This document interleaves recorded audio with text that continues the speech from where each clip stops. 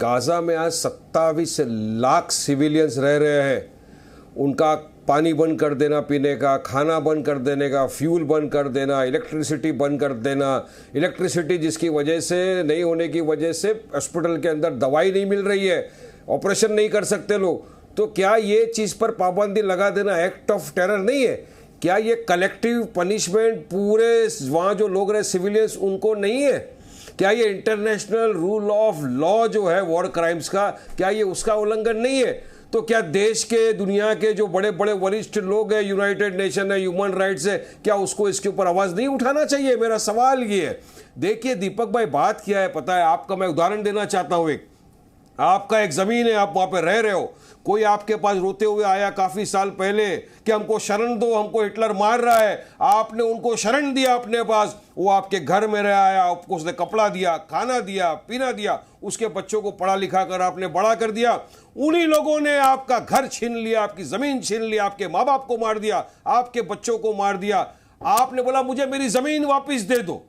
आपने बोला नहीं, उन्होंने कहा नहीं देते। आपने एक पीस एकॉर्ड साइन किया, ओस्लो पीस एकॉर्ड 13 सितंबर 1993 को, जिसके तहत लोगों ने कहा ठीक है हम आपको पैलेस्टाइन एक अलग स्टेट, अलग कंट्री बना के दे देंगे। 30 बरस तक आप नहीं देते। यहां बात नहीं रुकती। 2008 से लेकर अब तक दीपक भाई 1.5 लाख फिलिस्तीनियों का नरसंहार कर दिया गया, जिसमें 33,000 मासूम बच्चे। एरियल शेरों ने तो दे दी थी ना जमीन, एरियल शेरों ने तो जमीन दे दी थी। कोई क्यों नहीं बोलता? फिलिस्तीन क्यों नहीं बन पाया फिर? एरियल शेरों ने तो बाहर निकल गए थे। गाजा में तो कोई इजरायली नहीं था अभी। नहीं, सुनिए दीपक भाई, इनकी नियत ही नहीं थी। ये जो यूनाइटेड नेशन, ये बड़े बड़े यूरोपियन कंट्रीज जिनके पास वक्त है, जब रशिया ने यूक्रेन के ऊपर अटैक किया तो मैंने आज ही ट्वीट किया, उसके अंदर यूरोपियन कमीशन की वो लेडी बोल रही है कि ये एक्ट ऑफ टेरर है, वहां पर आप पानी ठंडा नहीं बंद कर सकते। आप क्यों सब खामोश है? ये चाहते ही नहीं थे कि फिलिस्तीनियों को अपनी जमीन मिले। मैं देखिए वायलेंस का कंडेम करता हूं, मैं वायलेंस के साथ नहीं खड़ा हूं, मैं टेररिज्म के साथ नहीं खड़ा हूं, टेररिस्ट का खंडन करता हूं। मगर जिस तरह हमारे भारत देश पर ब्रिटिशरों ने आकर हमला किया था, हमको गुलाम बना दिया था, भारत देश लड़ा, ब्रिटिशरों को दौड़ा दौड़ा के भगाया। आज मेरा भारत देश महान है। इसी तरह जिस तरह भारत ने भगाया था गोरों को, इस तरह फिलिस्तीन भगाएगा इस्राएली चोर लुटेरों को। और देखना वो दिन दूर नहीं, जुल्म ज्यादा दिन नहीं चलता दीपक भाई, जुल्म का अंत आता है। आज हम देख रहे हैं वीडियो, बच्चे मरते जा रहे हैं, आप बॉम्बिंग करते जा रहे हो, रॉकेट मारते रहो, और पूरा देश दुनिया खामोश, यूनाइटेड नेशन खामोश, ह्यूमन राइट्स खामोश। ठीक है, सीधे दीपक वोरा जी को चलता हूं। दीपक वोरा जी, वारिस पठान जी की दिक्कत यह है कि आम फिलिस्तीनी की बिजली पानी क्यों काट दी गई है। ये भी वो कह रहे हैं कि भाई ये तो खामोश है, सब मानवाधिकार संगठन, सब यूनाइटेड से जुड़े लोग खामोश है। उनका कहना है ये तो फिलिस्तीन लोगों के साथ अत्याचार है, देश क्यों नहीं दिया इजराइल ने, और इजराइली असली अत्याचारी है। हालांकि वो ये भी कहते हैं कि वो वायलेंस को कंडेम करते हैं। सर मैं आभारी हूँ, आपके चैनल पर जब भी आता हूँ मुझे बहुत अच्छा लगता है सर। मेरी मास्टर क्लास होती है, बहुत कुछ आपसे सीखता हूँ सर। और बाकी जो आपके पैनल, मैं देश की राजधानी में नहीं हूँ इस समय, कहीं बहुत दूर हूँ असाइनमेंट पर। उम्मीद करता हूँ कि मेरी आवाज़ आप तक पहुँच रही है। जी बहुत अच्छे। मेरा सिग्नल आप तक आ रहा है सर? जी जी जी सर, इसमें सबसे पहले ये बताना चाहता हूँ कि ये जो आतंकी ग्रुप है हमास, इन्होंने रिलीज़ किया है एक इजरायली औरत और उसके 2 बच्चों को कि इनकी पिटाई हो रही है। दूसरा, उन्होंने कहा है हम बातचीत करने के लिए अब तैयार हैं। ये लेटेस्ट इंफॉर्मेशन वहाँ से आ रही है।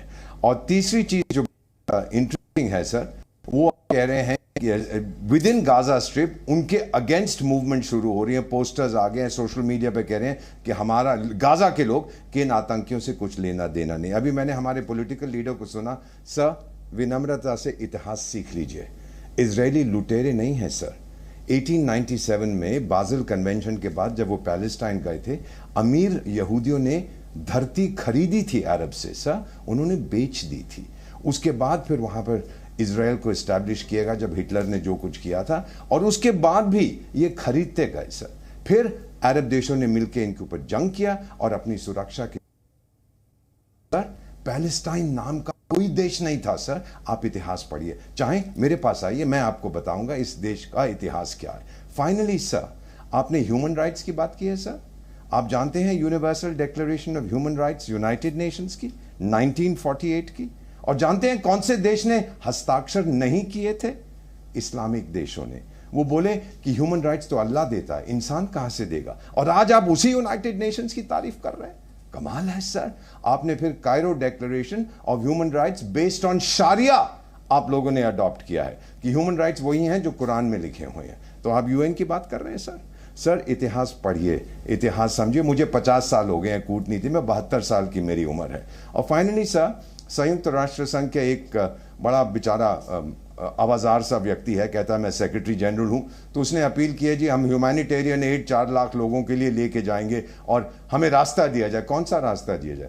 आप चाहते हैं बमबारी बंद हो जाए ताकि ये रीग्रुप करें? एलटीटी का नाम सुना है? जितनी बार सीज फायर हुआ था श्रीलंका में, एलटीटी ने और हथियार मंगवाए थे। नो सर, ये आज जंग इजराइल और हमास के बीच में नहीं है, ये पूरी दुनिया और आतंकवाद के बीच में जंग है। And Israel go right ahead. Today I am N Israeli. सारी दुनिया इजरायली है, आज हम सब यहूदी हैं। दीपक साहब, आवाज पहुंच रही है वहां तक, मत रुकिए, मिटा दीजिए इन लोगों को। जी न्यूज़।